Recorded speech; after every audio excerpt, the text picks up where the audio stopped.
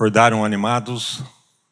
Todos lembram da lição domingo passado que o presbítero Eliseu deu? Que número foi? Grita aí, quem lembrar. Que número foi semana passada? Ninguém lembra da lição da semana passada?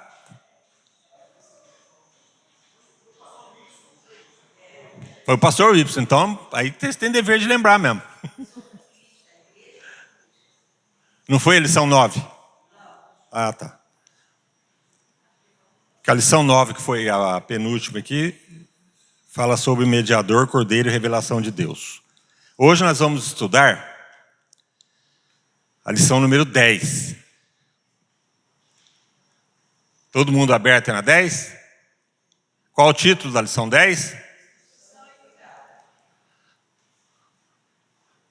Esses dois temas nós vamos tentar tirar algo de edificante para nós. Instrução. Deus nos instrui. Instruiu o seu povo durante toda a trajetória no passado. E o nosso Deus tem cuidado de nós. Nosso Deus sempre cuidou do seu povo. Então vamos abrir a Bíblia aí e dar uma lida no texto básico para a gente ir lembrando dos cuidados de Deus. Deuteronômio, capítulo... Vamos começar pelo capítulo 2. A lição aí fala do 4, mas a gente não leu o 2, a gente não vai ter uma instrução completa. Deuteronômio 2.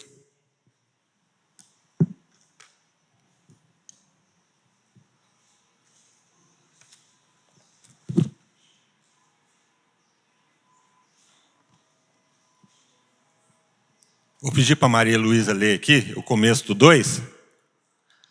Cada um vai ler um trechinho. Depois viramo-nos e seguimos-nos para o deserto, caminho ao Mar Vermelho, como o Senhor me dissera, e muitos dias rodeados da montanha de Seir. Então o Senhor me falou, dizendo: Tendes já rodeado bastante esta montanha, virai-vos para o norte.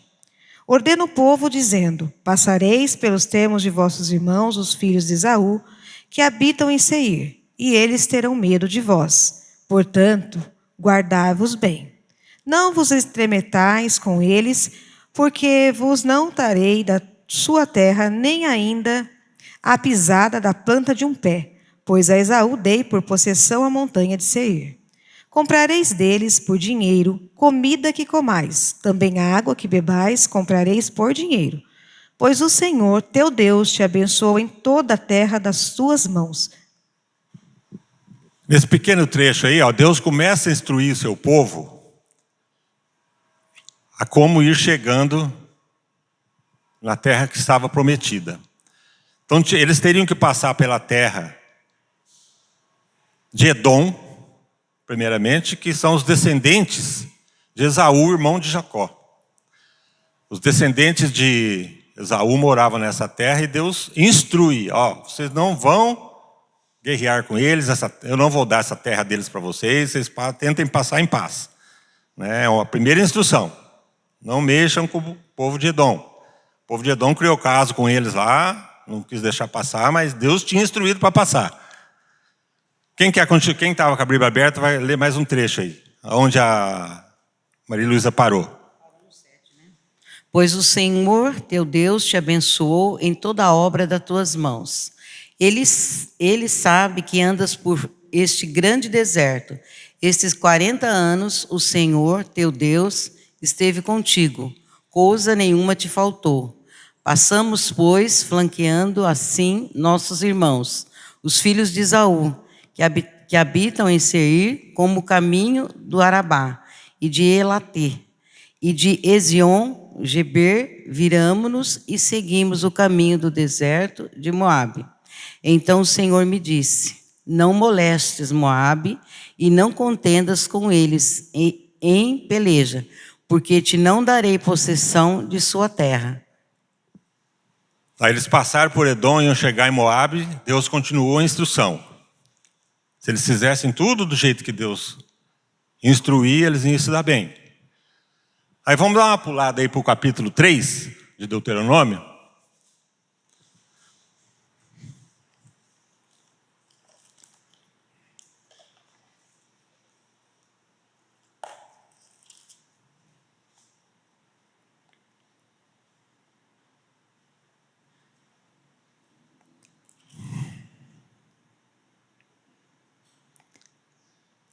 Vamos no 2:30 ainda.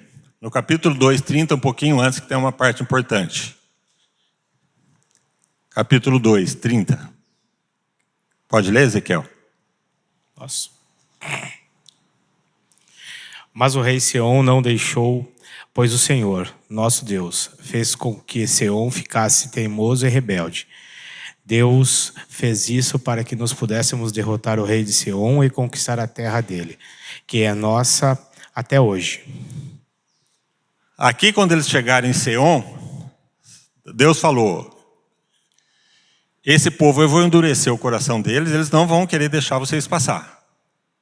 Mas já colocou no coração de todos os habitantes ali um medo. Deus deve ter colocado na mente deles as lembranças do que eles tinham feito no Egito, aberto o Mar Vermelho, tudo. Então, aquele povo, Deus foi colocando no coração, eles foram ficando com horror do povo de Israel. Eles vinham falar das conquistas de Israel, que abriu o mar, que derrotou todo o exército egípcio, que era o maior império da época. Deus deve ter usado isso para colocar medo no coração deles. Então, os israelitas chegavam, eles não queriam deixar passar, mas Deus já dava a vitória fácil, por causa do medo. A gente sabe que quando um exército tem medo, ele nem tem forças para lutar, né? Então, olha aí a providência de Deus, né? O cuidado de Deus, para que o seu povo pudesse traçar todos os rumos que ele já tinha pré-determinado.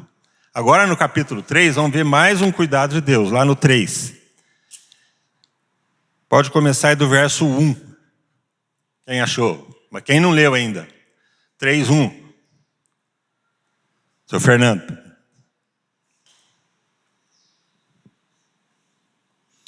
Depois, não enxergo, assim eu não enxergo. Depois nós viramos e subimos o caminho, não enxergo. Deixa eu segurar, por favor. Depois nos viramos e subimos o caminho de Bazã, e Og, rei de Bazã, nos saiu ao encontro, e ele e todo o seu povo a peleja em Edrei. Então o Senhor me disse: não temas, porque a ele e a todo o seu povo e sua terra dei na tua mão, e far-lhe-ás como fizeste a Seom, rei dos amorreus, que habitava em Hesbom. Então Deus já tinha entregue uma tribo lá de Seom na mão deles, e eles continuavam vendo que o que Deus falava acontecia. Eu acho que eles se encorajavam, porque se Deus tirou a gente do Egito com mão forte, se Deus abriu um mar para a gente passar, matou todos os egípcios quando eles tentaram, agora Deus está falando para ir, mas eles deviam passar por muita ansiedade, porque era um povo que nunca tinha guerreado.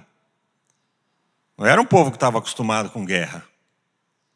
Embora Moisés, Josué, eles treinassem no deserto, um pouco de combate ali, mas é um povo que não tinha passado por conquistas. Então Deus já falava assim: eu dei essa região na mão de vocês. Ele nem falava eu vou dar. Vocês repararam no texto? Não era futuro. Para Deus não tem futuro, ele já deu. Já deu, é uma coisa certa. E eles precisavam o quê? Só caminhar. Deus tinha falado para Josué assim: toda a terra que você pisar será de vocês. Mas eles tinham que pisar. Não era na imaginação. Então tinha uma ação aí envolvendo, que é a parte do ser humano, que era a parte deles. E quando Deus nos dá uma tarefa, tem a nossa parte. Deus já preparou tudo, tanto para eles quanto para o nosso dia a dia hoje, mas a gente tem a nossa ação. Eu pedi para deixar aquele mapa ali, que era mais ou menos o mapa da região na época. Ali está Edom, o povo os descendentes de Esaú, que eles passaram, depois chegou em Moabe, Amon, que tinha o rio Arnon, que chamava a região na época ali, que Deus entregou essa tribo na mão dos israelitas. Alguém tem ideia de qual que é a extensão, mais ou menos em quilômetros, do Estado de Israel hoje? Que naquele tempo ali não se dava em quilômetros, mas nós temos uma ideia hoje como está o Estado de Israel na terra de Canaã ali, depois que foi instituído o Estado em 1948. Chuta um número aí qualquer. Não é para ninguém acertar nem errar. Só para a gente fazer exercício aqui. Quantos quilômetros você acha que tem de norte a sul?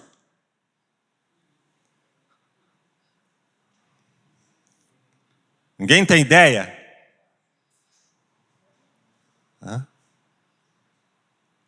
De norte a sul, sim, para cruzar Israel. Daqui em São Paulo? Ou mais? Ou menos? Depende de pequeno, é menor que a Rússia. E é maior que o Vaticano. – 470 quilômetros. Está mais ou menos daqui em Patrocínio, ou daqui em Registro. Quantos tem daqui em Registro? 470 quilômetros. Você já pensou? Se Deus falasse assim para a gente hoje, ó, vamos contextualizar aqui. Igreja de Arara, vocês vão sair daqui? Deus falasse aqui, aparecesse aqui, como apareceu para Moisés, falar, vocês vão sair daqui evangelizando o povo daqui até Registro. Vocês vão passar aí meses, aí vocês têm que ir até Registro evangelizando o pessoal. E aonde vocês falarem do meu nome, eles vão se converter. Eu já dei isso eles para vocês. Daí a gente tinha que sair. Primeiro passava em Leme, era Edom ali. Eu lembro, vocês deixam a gente passar aqui? Vamos evangelizar vocês, a gente vai passar. Depois a gente chegava ali em Limeira, certo? Depois a gente chegava ali em Americana, né? Aí a turma não queria deixar a gente evangelizar, Deus colocava um terror nele. Não, vocês têm que aceitar tudo que os crentes falaram lá. Né? Vocês têm que aceitar, porque eles são demais, eles já dominaram, eles já o maior império do mundo, vocês têm que aceitar. A gente continuava indo. Chegava em Campinas, lá em Amon, lá, passou Campinas, ficava meses ali, acampado, e pregando, evangelizando. Porque, no fundo, o que Israel fez na trajetória deles foi convencer o mundo que Deus tinha um povo. Esse povo era separado por ele. E esse povo era dele. Agora, será que a gente ficaria ansioso? Será que a gente dormiria tranquilo? Não, Deus falou, está falado, eu acredito. Será que nós somos assim? Não, né? A gente fica ansioso com qualquer coisinha, né? Fica com medo, né? A gente teme, né? Pensar que não dá certo. Ah, mas se essa turma apedrejar nós, e se essa turma está acostumada a guerrear, nós não estamos. Mas o povo caminhou. Inclusive Moisés participou dessas primeiras conquistas aqui, a leste do Jordão, antes do Rio Jordão. Essas cidades aí que eles tinham que passar, aí uns reis não deixavam passar, aí Deus deu a vitória na mão deles, destruíram a cidade inteira. Aí Moisés começou a distribuir para algumas tribos de Israel aquelas terras que eram conquistadas antes do Jordão. Não era Canaã ainda. Entendeu? Por aí a gente vê que Deus, a terra prometida, não foi... Deus fez muito mais do que ele tinha prometido.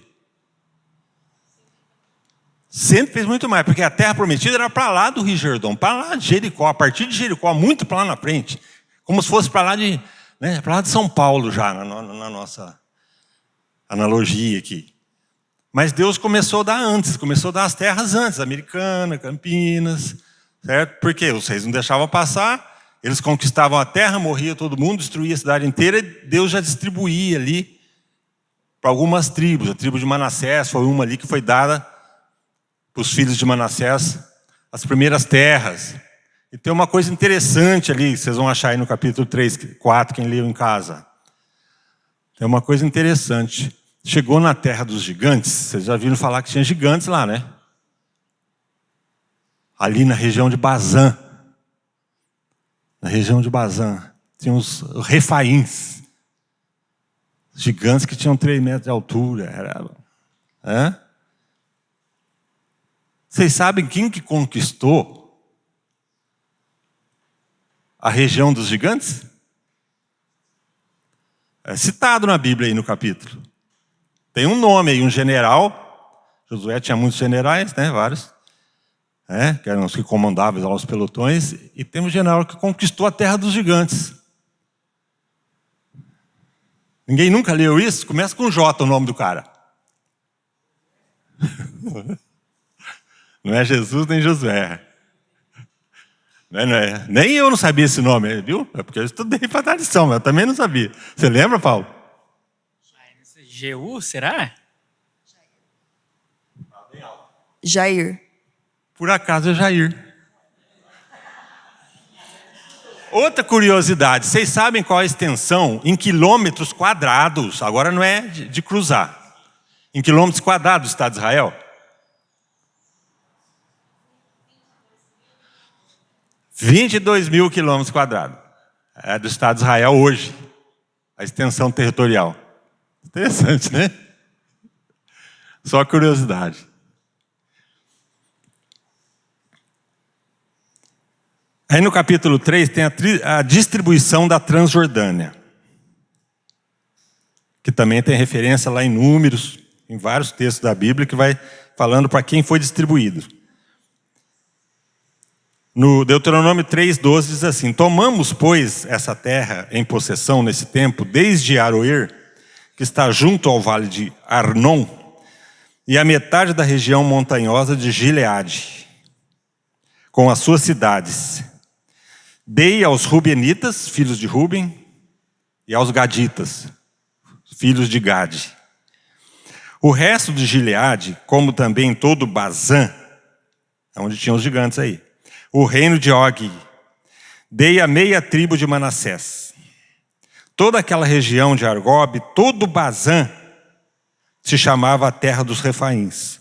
Jair, filho de Manassés, tomou toda a região de Argob até o limite dos Gesuritas e Macaítas, isso é, Bazã. E as aldeias chamou pelo seu nome, Avote Jair, até o dia de hoje. A Maquir dei Gileade, mas aos Rubenitas e aos Gaditas dei desde Gileade até o vale de Arnon, cujo meio serve de limite, e até o ribeiro de Jaboque, o limite dos filhos de Amon. Então é só para a gente vendo como que Moisés já foi distribuindo ali. Eu preciso dividir toda essa terra aqui, até chegar lá, até passar Jericó. Estava lá na frente ainda, mas ele já foi distribuindo as terras. Isso aí foi durante tempo. A gente lê a Bíblia assim, parece que foi de um dia para a noite. Foi, né? Você demorou anos. Né? Demorou meses as primeiras conquistas ali. Né? Aqui na lição 10, aqui o que eu achei importante é na página 48, aí, quando fala: o Senhor instrui eficazmente o seu povo. O Senhor instrui eficazmente o seu povo. A Silvana pode ler esse tópico? Onde o Senhor instrui eficazmente o seu povo? Onde que tá?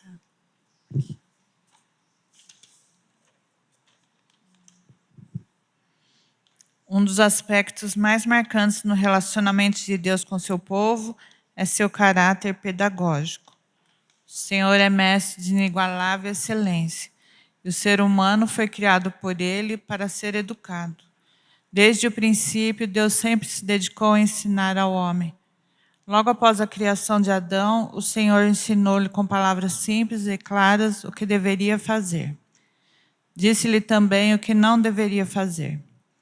Em todo o tempo, Deus se revelou a nós por meio de nossos pais e dos profetas, falando por meio deles sobre seu plano cósmico de escolher e redimir um povo para se tornar sua família, sua igreja e, finalmente, por meio de Cristo, educando-nos para que, renegados a impiedade e as paixões mundanas, vivamos no presente século sensata, justa e piedosamente, aguardando a bendita esperança e a manifestação da glória do nosso grande Deus e Salvador Cristo Jesus.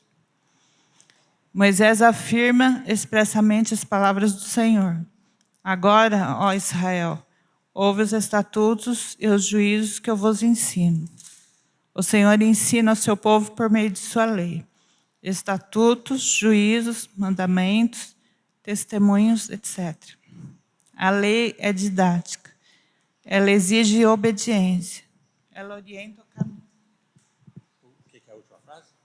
Ela orienta o caminho. Ela concede vida e poder. Ela renova as bases da aliança. Ela concede vida e poder e renova as bases da aliança. A gente vê as instruções de Deus para o seu povo e para nós.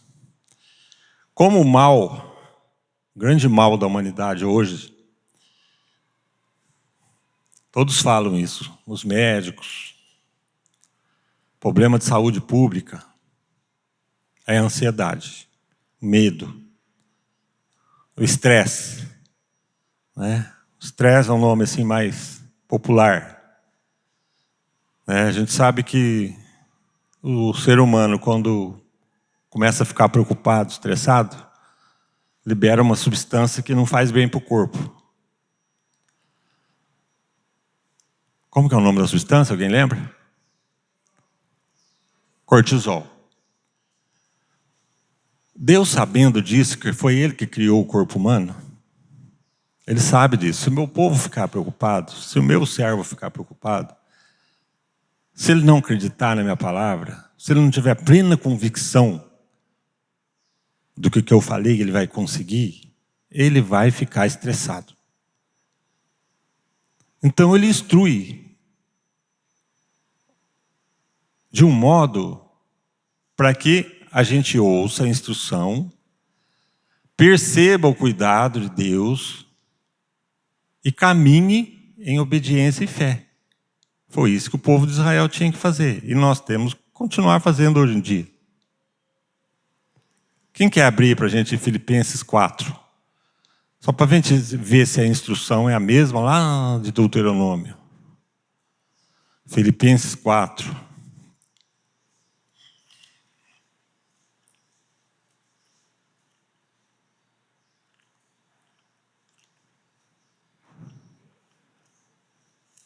Deixa eu ver aqui o versículo.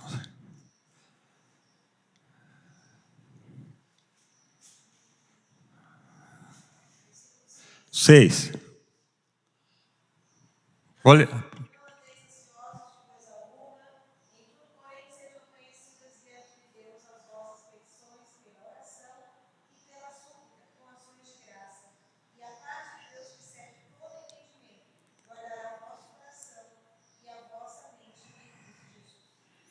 Você vê que o apóstolo Paulo aqui, ele já dá uma grande instrução, né?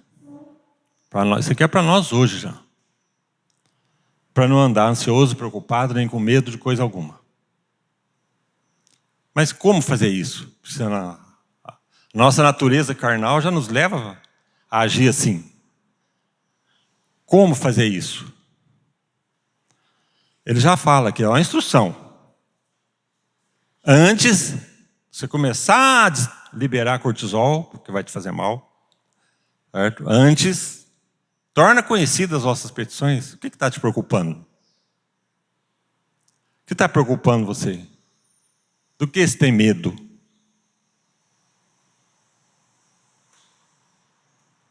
Pede. De que modo pedir? Uma oração? Oração você faz uma vez, vou fazer uma oração. A súplica é várias vezes. Deus, eu estou preocupado, isso aqui está me incomodando. Não estou conseguindo ter paz. Não estou conseguindo ter sossego. Ora de novo, de dia, à tarde, no trânsito, à noite, no momento da devocional. Súplica é isso, é uma coisa constante. Aí ele já instrui, olha a instrução como é completa. Quando você fizer isso, ora, suplica, a paz, que é o oposto da ansiedade, do medo. Paz é contrário de medo. Paz é contrário de preocupação.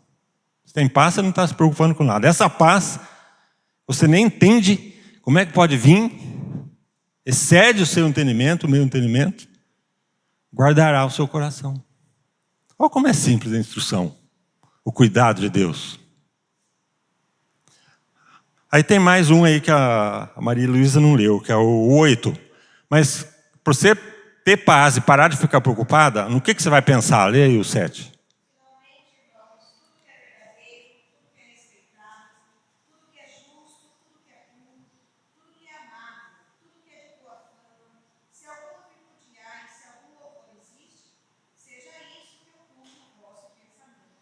Pronto. Olha a instrução aqui, ó. Tudo que é verdadeiro. Você está pensando alguma coisa, está te preocupando. É verdade?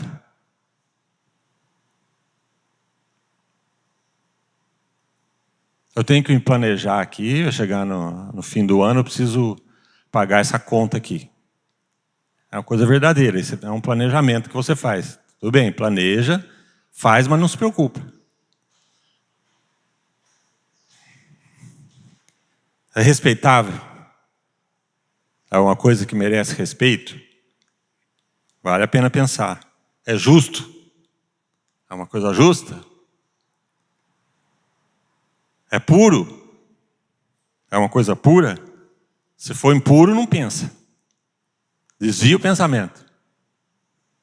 O que é impuro pode te deixar ansioso. O que é injusto, você está pensando em fazer alguma coisa, vai declarar um imposto de renda lá no fim do ano, já fica pensando assim, como eu faço para não pagar esse imposto aqui? O que eu posso desviar para não pagar o imposto de renda? Um exemplo só. É injusto. Você vai ficar ansioso. Já se você pensar, não, vou fazer tudo certinho, porque eu quero o justo, é do jeito que Deus manda, você não vai ficar preocupado, você já decidiu. Você já decidiu fazer o certo. O que é justo, o que é respeitável. Agora, você quer ficar dando as curvinhas, dando um jeito? Ah, o governo não merece, rouba nosso dinheiro, vou dar um jeito de pegar para mim. Injusto.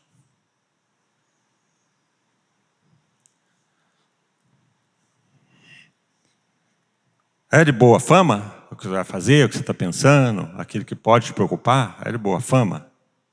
Coisas que não têm boa fama também pode trazer estresse. Tem alguma virtude, alguma coisa boa naquele seu pensamento que você está colocando um em cima do outro? Fica pensando sem parar?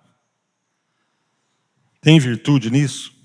Se tiver, vale a pena pensar. Se não, pensa naquilo que tem virtude. Algum louvor existe? É para elogiar uma pessoa? É para elogiar a igreja? É para elogiar o conselho da sua igreja? É para elogiar o pastor? Pensa. Mas se for para denegrir, para criticar, não. Se há algum louvor, pensa bem no que a gente pensa, no que a gente diz. Se há algum louvor, algum mérito, vale a pena. Não, aquela pessoa, aquele lugar, a igreja, aquela turma, como eles fazem bem as coisas, como eles se dedicam, vale a pena.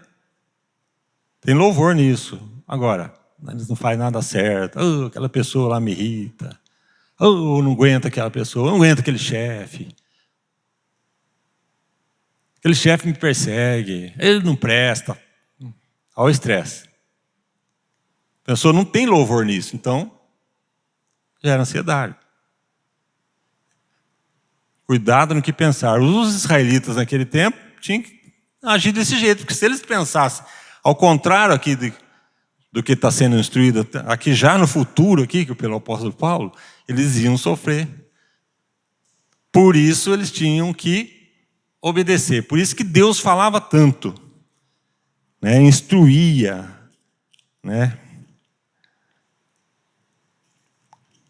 Nós vemos aqui em Deuteronômio, no comecinho,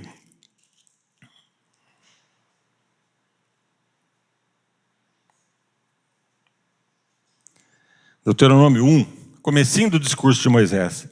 São estas, Deuteronômio 1 aí, ó. Primeiro discurso de Moisés. Olha o que Deus falava para Moisés passar para o povo. São estas as palavras que Moisés falou a todo Israel. Da além do Jordão, no deserto de Arabá, defronte do mar de Surf, entre Parã Tofel, Labã, Azerote e Dizabe. Jornada de 11 dias há desde Horebe pelo caminho da montanha de Seir. Olha o mapa lá. Até Cádiz Barneia. Sucedeu que no ano 40º, 40 anos, já fazia 40 anos que eles estavam aqui perdidos pelo deserto, rodeando. Num 10º mês, falou Moisés aos seus olhos, contando que se casem na família da tribo de seu pai. Assim a herança dos filhos de Israel não passará de tribo em tribo, pois os filhos de Israel se hão de vincular cada um à herança da tribo de seus pais. Aí ele dá várias instruções aqui que ele vai dando. Deuteronômio 1, 4. Depois que feriu a Seom, rei dos amorreus, que habitava em Esbom, e a Og, rei de Bazã, que habitava em Astarote, em Edei, além do Jordão, na terra de Moabe, encarregou-se Moisés de explicar essa lei, dizendo: O Senhor nosso Deus nos falou em Horebe, lá no monte, dizendo: tempo bastante haveis estado nesse monte. Voltai-vos, saia aqui desse monte, parti e ide à região montanhosa dos amorreus, e a todos os seus vizinhos, no Arabá e a região montanhosa e a baixada e ao Neguebe, e a costa marítima, terra dos cananeus, e ao Líbano e até o grande rio Eufrates. Eis aqui a terra que eu pus diante de vós. Entrai e possuí a terra que o Senhor com juramento deu aos vossos pais, Abraão, Isaque e Jacó, a eles e a sua descendência, que são vocês aí, depois deles.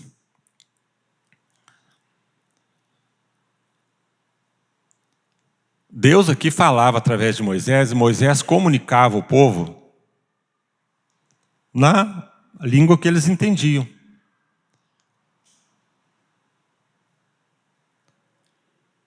Que quando eles estavam ali na beira do monte, acampados, e Moisés subia lá no Monte Horebe, Moisés falava para eles: vocês não querem vir ouvir Deus? Deus fala para todo mundo.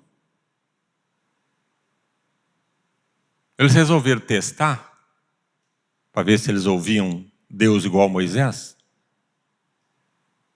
Para o ouvido deles, a voz de Deus era um estrondo tão grande que eles ficavam com medo. Eles não queriam ouvir Deus falar direto. Eles não tinham o preparo que Moisés tinha, a unção que Moisés tinha. Então a Bíblia fala que eles ficavam amedrontados só de ouvir o ruído que vinha do monte. Então Moisés passou a falar com eles as palavras que Deus falava. Aí eles ouviam, da boca de um ser humano igual a eles, o próprio Deus falando. Vê o cuidado que Deus tem? Deus sabia, esse povo não consegue me ouvir. Eu escolhi Moisés, ele me ouve, eu falo com ele face a face, mas o povo normal não é assim. O povo, eles precisam ouvir de um irmão deles. Então eles vão ouvir de Moisés. Então a instrução vinha através de Moisés. A instrução para nós hoje vem da mesma palavra de Deus que ele deixou registrada aqui, de tão amoroso, cuidadoso que ele é. Falou: a minha palavra vai ficar registrada ao longo dos séculos. Ninguém vai conseguir sumir com essa palavra. Passa 100 anos, passa 200, 300, 400, 500, 1000 anos, 2000, a palavra de Deus está aí traduzida em todas as línguas, praticamente, da terra, para todo mundo que quiser ouvir. Hoje nem precisa mais ter de papel, né? A som vai pelo celular. Alguém lá da Albânia, alguém lá do Vietnã, entra no Google lá, põe Bíblia Online, tradução, traduz para todos os idiomas. Qualquer país do mundo hoje tem acesso à palavra de Deus. Hoje não precisa mais nem os missionários ficar se arriscando lá, levando Bíblia, que ainda fazem isso. Mas se não conseguir fazer assim, a Sônia vai pelo Google. Tem um tradutor lá. Olha como o cuidado e a proteção de Deus chegou até nós através dos milênios.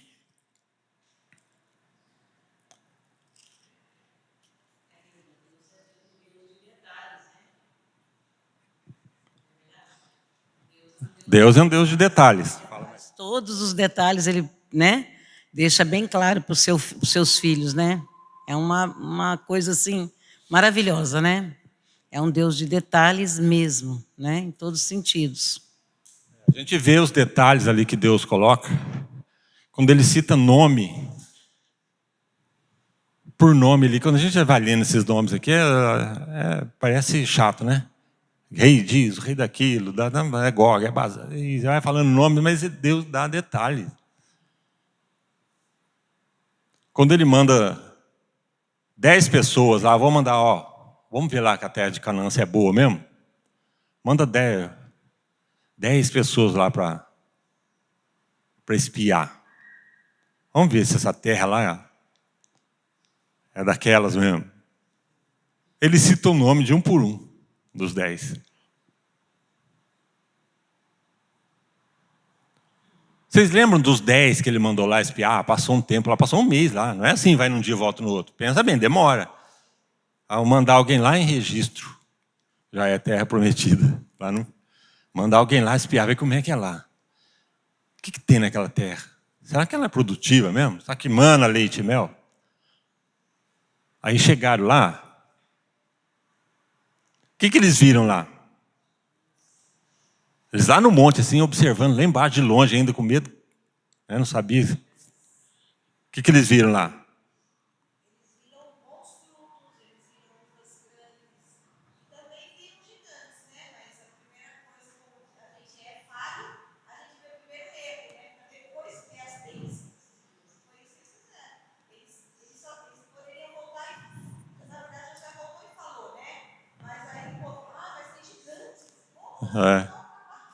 Então, já pensou se a gente estivesse chegando ali, para frente de São Paulo, ali, chegando registro?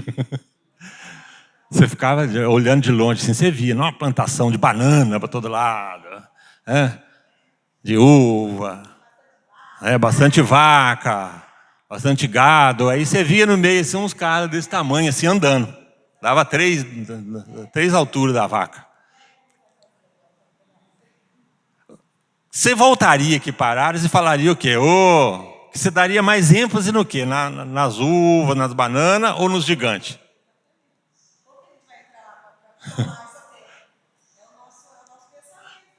Oito dos espias, 80%. 80%. Não, mas lá tem gigante. Nem lembrou das uvas. Mas, tem uva lá, tem. Vimos um homem carregando 2 lá para carregar um cacho. Mas eles deram mas nós não podemos ir lá. Porque tem gigante. Olha que gigante. Mas peraí. Aí Josué, Caleb falou, ei, povo, Deus deu essa terra para a gente, vamos lá conquistar. Deus não falou que se a gente pisasse ia ser nossa? Os outros 8 continuam, não, mas não tem jeito, Deus falou, mas não dá para a gente derrotar aquele povo lá, que o povinho ali do começo de Moabe, aqui, os Arnon, aqui de Bazã é uma coisa, mas lá não, lá tem gigante, lá não dá. Aí dessas terras distribuídas aqui que Moisés foi distribuindo no começo, vocês lembram para quem que ele deu? Hebron, que estava ali no meio. Hebron, que vem das palavras dos hebreus, ficou famoso depois, porque era um lugar perto de Jerusalém. Deu para Caleb. Mas isso não foi no dia. Isso foi 40 anos depois. Porque quando os espias vieram e falaram isso, 80% deixou o povo acovardado. Eles deixaram de ouvir a instrução, deixaram de observar o cuidado de Deus, 80%. Que os 10 que foram lá representam a maioria do povo que estava ali. Ficaram 40 anos ali, rodeando o deserto em volta. Passou 1 ano, 2, 3, 4 décadas. Mas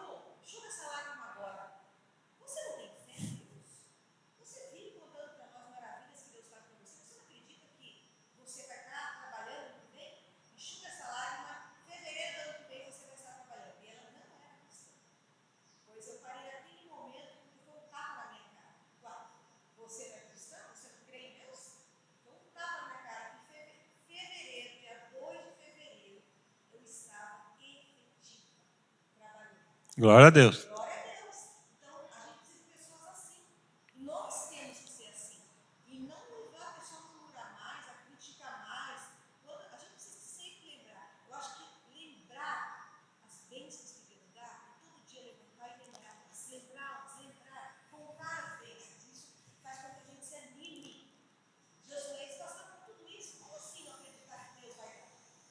É. Foi isso que Caleb falou. Falou, se Deus falou, vamos lá, vamos conquistar a terra. Isso ele tinha 40 anos. Quando passou o tempo e ele era o único que estava vivo daquela geração, ele já tinha 80. Ele falou assim, ó, eis que eu ainda tenho vigor como eu tinha lá 40 anos atrás. 40 anos depois, quando ele estava na entrada ali já com Josué. Caleb falou isso para motivar todo mundo. O mesmo vigor que eu tinha lá, isso está lá em Números. Eu tenho agora, vamos lá e vamos conquistar. Certo? E aí ele conquistou mesmo, ficou com a terra de Hebron, ficou para Caleb. O Senhor cuida de todas as necessidades do seu povo. Aí na página 50 da revista, tópico 2 aí. O Senhor cuida de todas as necessidades do seu povo. Quem pode ler aí? Quem não leu ainda?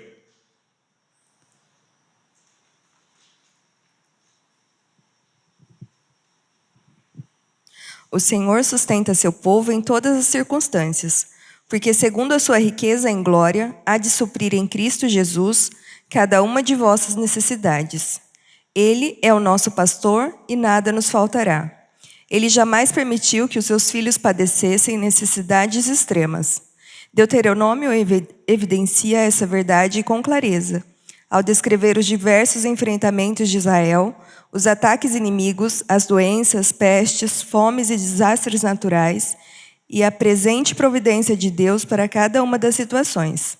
O Senhor teu Deus te abençoou em toda a obra das tuas mãos. Ele sabe que andas por este grande deserto, estes 40 anos o Senhor teu Deus. Este contigo, coisa nenhuma te faltou. O Deus da aliança, que chamou um povo para si, jamais deixará que esse povo ande sozinho. Aí a gente percebe, né? Toda a providência, o cuidado de Deus. E quando a gente fica triste hoje, que é normal, como a Malu teve uma época, ficou triste, todos nós ficamos. Isso que ela passou e todos nós passamos, é o normal. Né? E Deus permite que a gente passe. E até haja assim para a gente aprender. A instrução, cuidado. Mas quando a gente, hoje em dia, para nós todos, vamos passar por uma dificuldade dessa. Qualquer uma. Família, emprego, relacionamento. Né? Filipenses mesmo, ali um pouquinho atrás do que a gente leu, no 4:4. Filipenses 4:4. Tem uma instrução.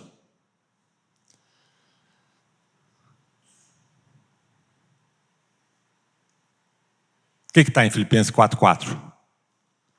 Sem abrir a Bíblia, ninguém sabe. Lembra?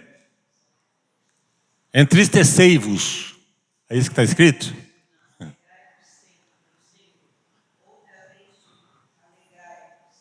Isso. Olha a instrução aí, ó.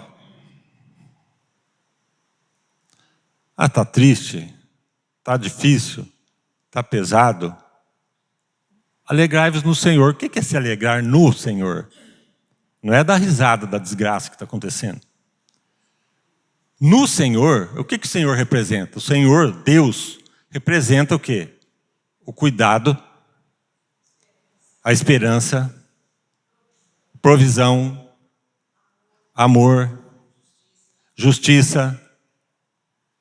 Aí você começa a pensar, o meu Deus que comanda a minha vida, os meus sentimentos, o meu coração, é a justiça, Ele é amoroso, Ele é cuidadoso, Ele é Pai da eternidade, Ele é príncipe da paz. Esse é no Senhor. Aí você se alegra nisso, porque você está passando dificuldade, mas sabe que o seu Deus é isso. Então você se alegra no Senhor. Morreu seu filho, a sua esposa, o seu pai. Certo? A alegria no Senhor continua. Não depende da circunstância. Não é para você dar risada. Alegria não significa ficar dando risada. É uma alegria perene. Porque o nosso Deus é imutável. Ele continua sendo justo quando alguém morre, quando alguém perde o emprego. Ele continua sendo amável, sendo amor, sendo cuidado. Então, isso é se alegrar no Senhor. Porque é isso que Ele representa. Aí ele fala ainda, vocês vão esquecer, outra vez vos digo. Alegrai-vos.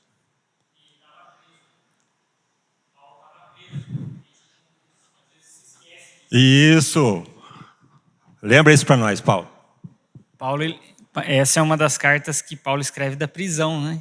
Então, Paulo estava largado, abandonado por diversos daqueles que o acompanharam no início da sua jornada, em uma cela, numa torre talvez, aí insalubre, né? Sem nenhum conforto, e ele consegue ainda olhar para o Senhor e confortar aqueles que estão nas comunidades dizendo alegrai-vos no Senhor.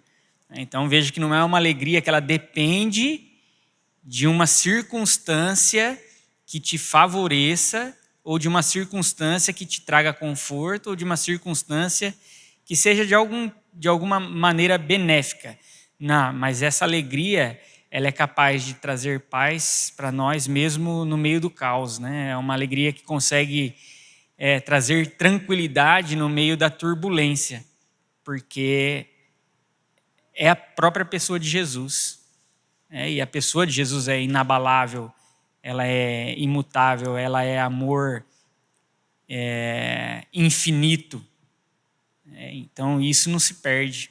Ele conquistou o que nós precisávamos, né? Então essa alegria, ela não se esmorece porque a fonte dela reside em Jesus Cristo. Obrigado, pastor. Aí quando a gente vai orar, vai suplicar, a gente fica pensando assim, se Deus quiser, isso vai acontecer, né? Se for da vontade dele. Era da vontade que os israelitas conquistassem a terra? Era da vontade de Deus? Claro, eu já tinha falado. Você já pensou em israelita pensar, Deus, se for da tua vontade, nós vamos conquistar Canaã. Não tem que falar. Eles já sabiam que era a vontade de Deus. A gente tem que conhecer a vontade de Deus para orar segundo a vontade dele.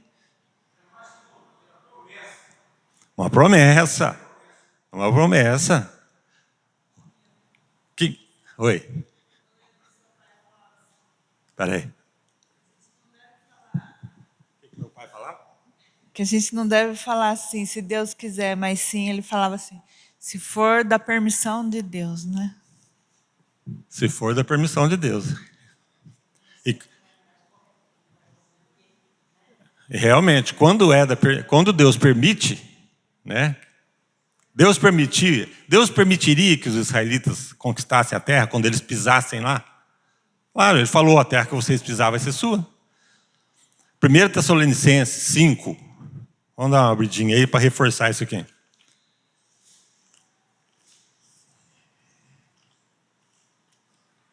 Primeiro Tessalonicenses 5.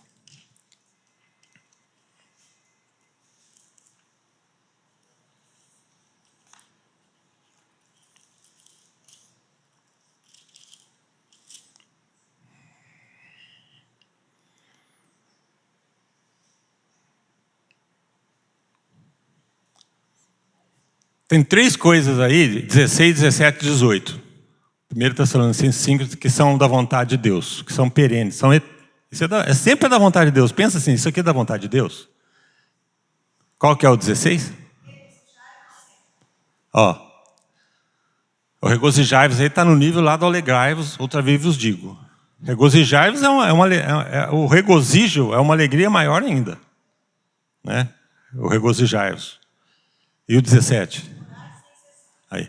Como que eu vou estar alegre? Como que eu vou ter gozo? Como que eu vou ficar animado com tudo isso que está acontecendo? Orando.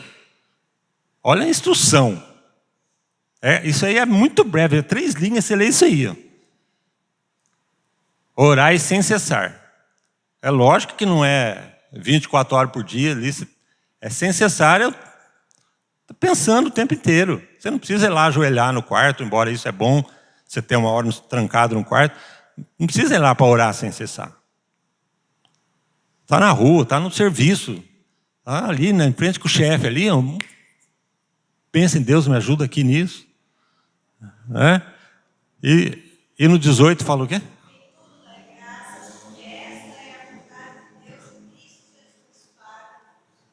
O último banco aí está ouvindo quando ela fala? Porque ela tem uma voz boa, mas ela não sei se...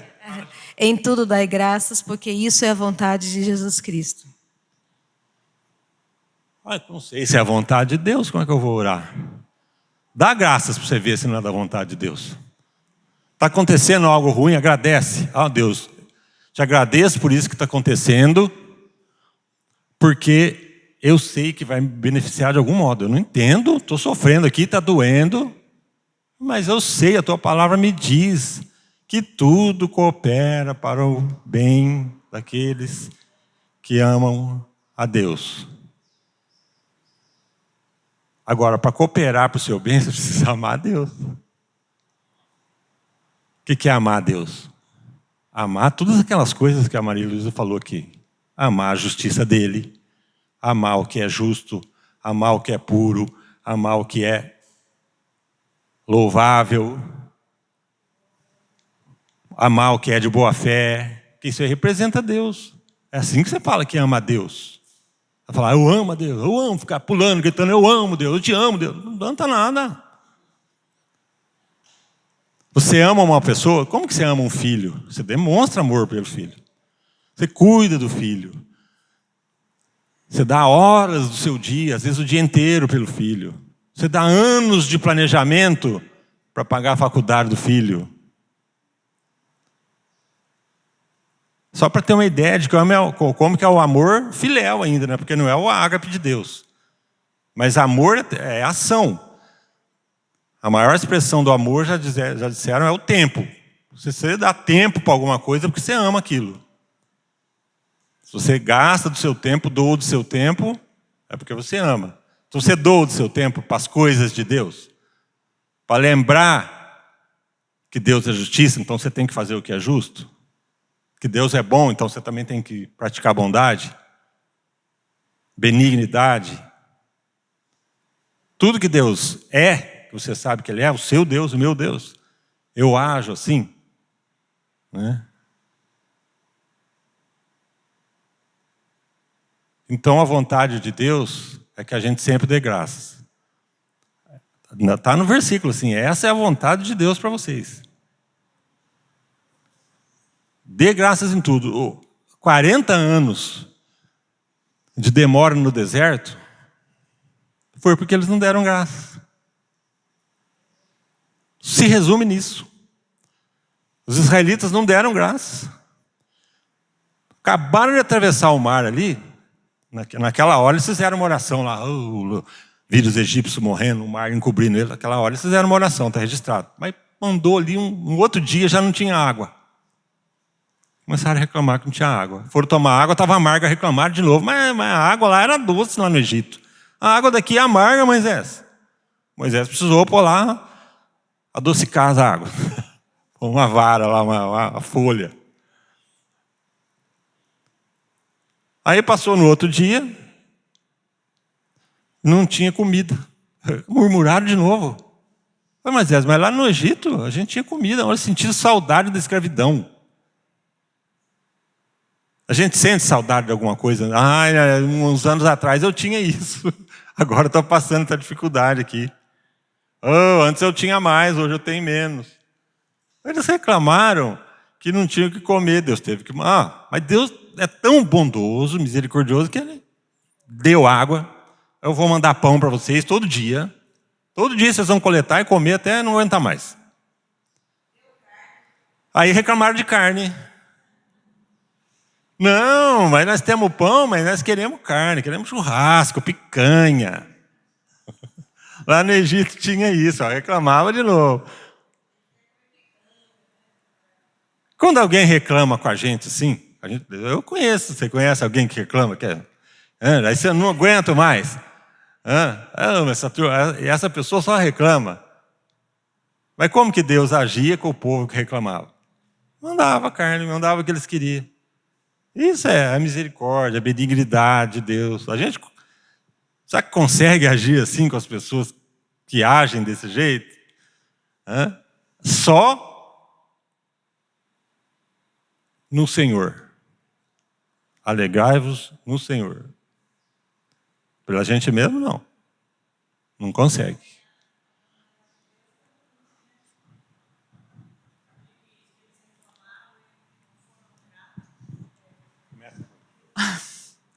A bondade de Deus tem limite, porque eles reclamaram tanto e não foram gratos e não eram fiéis a Deus, que quando Deus mandou as codornizes, eles ficaram com elas na boca. Não chegaram a engolir e eles foram mortos, né? Os que Deus quis que morressem. Os que reclamaram mais, né? E se entupiram com as codornizes lá que Deus mandou. Então Deus é bom, Deus, mas tem limite também. Né? Cuidado quando a gente não reclamar demais.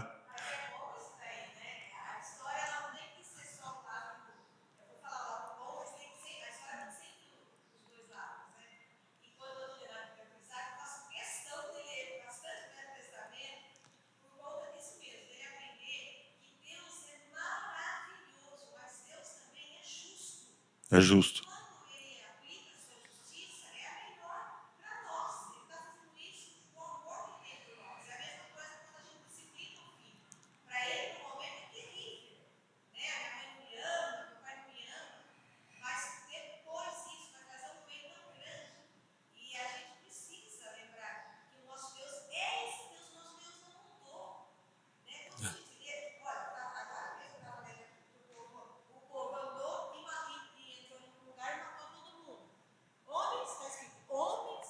E crianças? Aí a pessoa ali fala, meu Deus, matou até as crianças. Mas que Deus que é esse que mata até as crianças, gente? Esse Deus é o nosso Deus que é justo. Ele tem os seus motivos, os seus decretos, e tudo que ele faz é bom. Eu acho que, bom, a gente não era nem para estar aqui, né? A gente não era nem para estar aqui, porque nós não temos merecimento, temos nada. Nós somos o trapo dos trapos. Quando a gente vê falar assim que Deus mandou matar até as crianças, às vezes eu estava pensando outro dia, nossa, mas parece muito, né? Mas pensa bem se as crianças ficassem sem pai e sem mãe. Porque Deus conhece, né? Ele sabe quem que ele vai levar para o paraíso. Ele pode ter levado todas aquelas crianças para o paraíso, para um lugar muito melhor do que ficar órfão ali. Então Deus sabe. Se fossem os futuros adultos assassinos também. Sim, porque eles herdavam as maldades dos pais, né?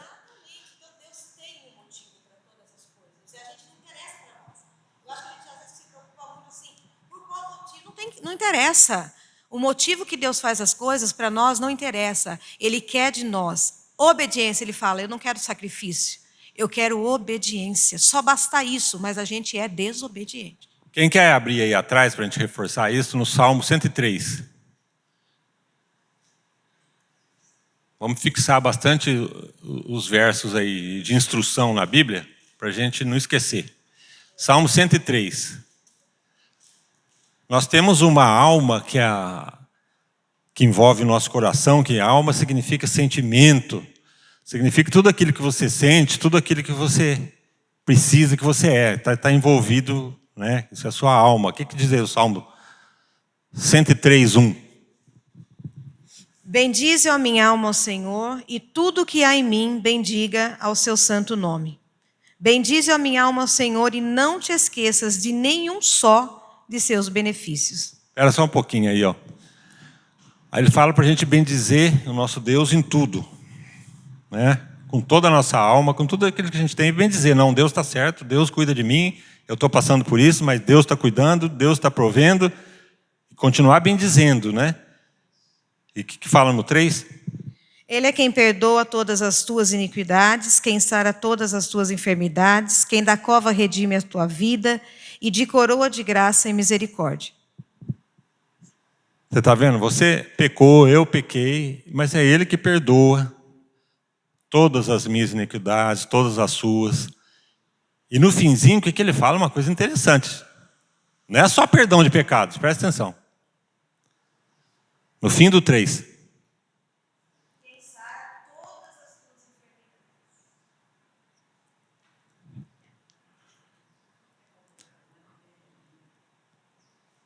preocupou, passou por estresse, cortisol lá em cima, te deu dor no estômago, atacou a mucosa do estômago, porque isso é normal, certo? Houve essa instrução, que é ele que sara. Se você não tivesse prestado atenção, não tinha nem tido a dor do estômago, né? Ele está falando que ele sara todas, né? Algumas ele mantém ali, né, para a gente aprender, certo? Mas a promessa, ele continua prometendo, né?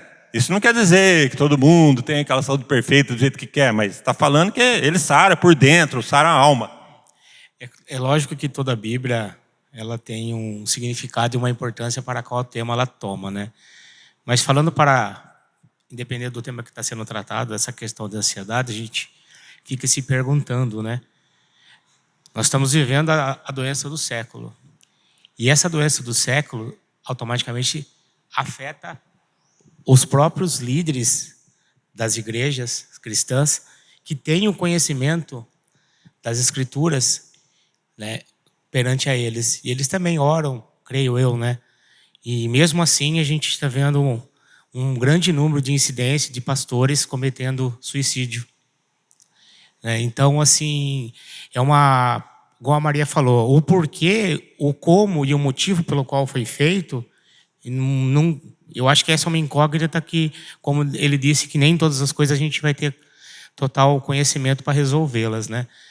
Mas fica para a gente, porque se é uma instrução que está sendo dita e está sendo relevada, né, ela tem de grande importância, porque até mesmo aqueles que detêm da própria palavra e da própria sabedoria passam por isso. E às vezes afetam, né, de maneira bem radical, que chegam até a tirar a própria vida por causa disso. Então a gente sabe que Deus é bom, né? Como a gente está tendo aula, tudo é muito importante. O recado que fica é, se também você não está tendo consciência de você si mesmo próprio resolver aquilo que está acontecendo contigo, fale como Caleb, como foi dito, fale com seus amigos, fale com as pessoas da igreja, se abra com outra pessoa. Antes de você fazer isso, vê com quem que você está falando e o que você vai falar para essa pessoa também, para você discutir esse assunto ou falar sobre esse tema. Porque é um tema que é uma doença que você não consegue enxergar a olho nu, mas ela está intrínseca. E o que passa por tudo isso, né, e deixa de recado para cada um, que a aliança, né, até mesmo a Santa Ceia, que é postada para nós, é para que nós não nos esquecemos do que ele deixou para a gente. Então, a gente não faz Santa Ceia uma vez por mês, porque todo início de mês tem que fazer e porque é rotina. É muito mais do que isso. E se a gente não tiver a palavrinha que tem 2 letras, que é fé, né, naquilo que a gente não vê, nada disso que a gente está falando, acredito que vale a pena. Muito bom, Ezequiel, obrigado. Quando a gente pensa assim na fé, né, o que é obedecer a Deus? A gente teve aí o exemplo de Caleb, né? Que sem ver, a terra não estava conquistada ainda, tinha passado um tempão, mas ele continuava falando, ei, vamos à frente que Deus prometeu, a terra é nossa. Ele já visualizava, mentalizava ele naquela terra. Porque a fé é a certeza daquilo que ele não via ainda. Ele não via ele na terra de Hebrom, foi a terra dada para ele. Mas ele já mentalizava, ele já sabia, não, eu estou lá dentro. Deus falou, eu estou lá. Entendeu? Porque é a certeza daquilo que ele ainda não via. Certeza das coisas que se...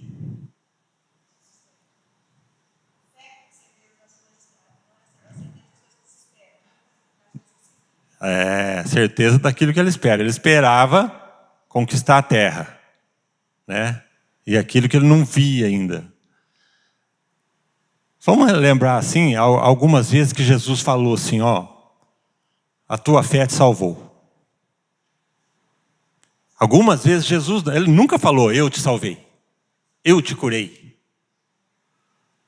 É lógico que foi através do poder dele, mas teve a fé da pessoa. Tinha uma mulher lá, uma mulher Ciro-Fenícia. Quem lembra dessa mulher? Não. A Sírio-Fenícia, ela tinha uma filha que estava doente a vida inteira.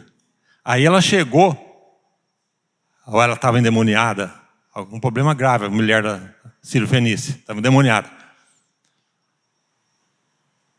Aí ela chegou para Jesus assim, ó, vamos lá para o senhor curar, eu sei que o senhor vai curar minha filha. Vamos lá, só chegar lá, o senhor vai curar. Aí Jesus, brilhante do jeito que é, né, conhece o coração da mulher, ainda falou assim, ó, não é justo eu tirar o pão dos filhos e dar para os cachorrinhos, porque eu vim antes para o pessoal de Israel. Ah, tá bom, mas até os cachorrinhos comem as migalhas dos donos quando jogam lá. Ela ligou a analogia de Jesus na hora. Olha a fé que ela tinha. Não, uma migalha já resolve para mim. Uma migalha sua, Jesus resolve para mim. Aí Jesus falou para ela, vai, a sua filha está curada. Olha o texto da cura dos cegos que fala assim, ó. Então lhes tocou os olhos, dizendo, faça-vos conforme a vossa fé. Imagina se eles não tivessem fé, eles não iam ser curados. Então, porque Jesus faça conforme a vossa fé. Você quer enxergar, então faça conforme a vossa fé. Embora a palavra fé seja um substantivo, se não tiver uma ação, um verbo, ela não se concretiza. Que é o caso da mulher Sírio-Fenícia. Ela declarou, certo? Os cegos, né, tinham a fé, declararam a ação, né?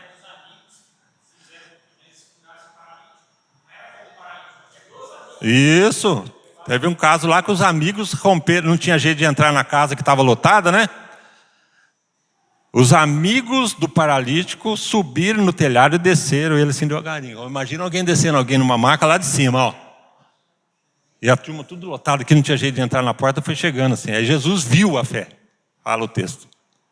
Jesus viu a ação deles, né? Aí o paralítico ali já estava curado, saiu andando, saiu com tudo. Porque tinha a ação, tinha a fé. E o que dizer então do centurião? Tudo isso aqui é fé bonita, a fé do cego, a fé da mulher Sírio-Fenícia, mas tem uma fé que Jesus falou, eu não vi nenhuma desse tipo aqui, ó, que é do centurião. A do centurião, que comandava 100 soldados, ele foi pedir para Jesus para curar o servo dele. Jesus falou, eu vou lá na sua casa.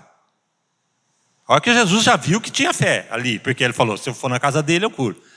Mas daí o centurião, ele surpreendeu Jesus. Não, o senhor nem precisa ir lá na minha casa. Manda ele ficar curado daqui, porque eu sei que é assim. Eu dou uma ordem, meu soldado vai. O meu cabo faz o que eu mandei. É só eu mandar que eu sei que ele faz. Se o senhor mandar aqui, vai acontecer a mesma coisa. Esse entendimento dele, que é assim que funciona, Jesus elogiou. Não é que o tamanho da fé dele era maior que a de todo mundo, né? É o entendimento que ele tinha de como que funcionava a coisa, né? Basta uma ordem de Jesus, né? Manda uma palavra, meu servo ficou curado. Naquela hora o servo dele curado. Ele voltou lá na casa. Que hora que aconteceu aí que meu servo ficou curado? Ele lembrou, é a hora que Jesus tinha falado com ele. Então, se Jesus mandou, se Deus mandou, que é o que aconteceu ali, ó, vocês vão conquistar a terra, vocês vão entrar lá, toda a terra que vocês pisarem, vocês vão conquistar, era a mesma coisa, já era a palavra de Deus, ele já tinha dado a ordem. Os únicos que entenderam isso foram Josué e Caleb. E por que isso ficou registrado na Bíblia? Para que mais pessoas, nas gerações futuras, como hoje, certo? A gente aprendesse com isso e não deixasse acontecer só de 0,02%, que é o caso de Josué e Caleb.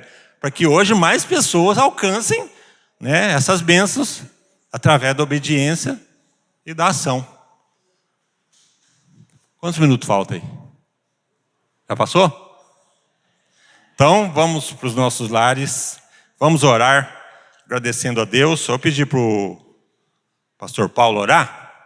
Pode ser aí do banco mesmo? Agradecendo a Deus.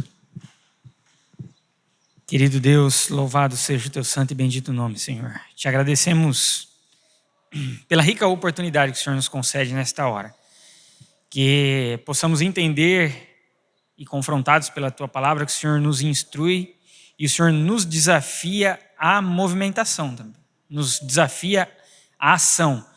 A partir do momento que nós entendemos, que nós compreendemos aquilo que o Senhor requer do seu povo, aquilo que o Senhor já propôs para o seu povo, aquilo que o Senhor já deu para o seu povo, o Senhor requer de nós esse passo de fé, essa ação de que, porque o Senhor já conseguiu, então nós podemos ir tranquilos, descansados. Por mais que no meio deste caminho muitas vezes haja, e certamente haverá, tribulações, dificuldades, prantos, lutos e diversas outras dificuldades, contudo nós sabemos que a alegria é perene, porque ela tem como fonte Jesus Cristo, que foi aquele que sanou a minha e a dificuldade de todo aquele que é parte do povo dele, Senhor, e sarou as nossas dores, curou todas as nossas feridas e supriu toda e qualquer necessidade que a nossa alma mais ansiava. Em nome de Cristo nós agradecemos a Ti e pedimos que o Teu Santo Espírito nos sempre ajude nesta caminhada. E muitas vezes nós somos como aquele outro homem que interpela Jesus quando diz: Senhor, se o Senhor pode, cura o meu filho. E Cristo responde: se podes, eu posso. Tudo é possível àquele que crê. E este homem responde: eu creio, mas ajuda-me na minha falta de fé.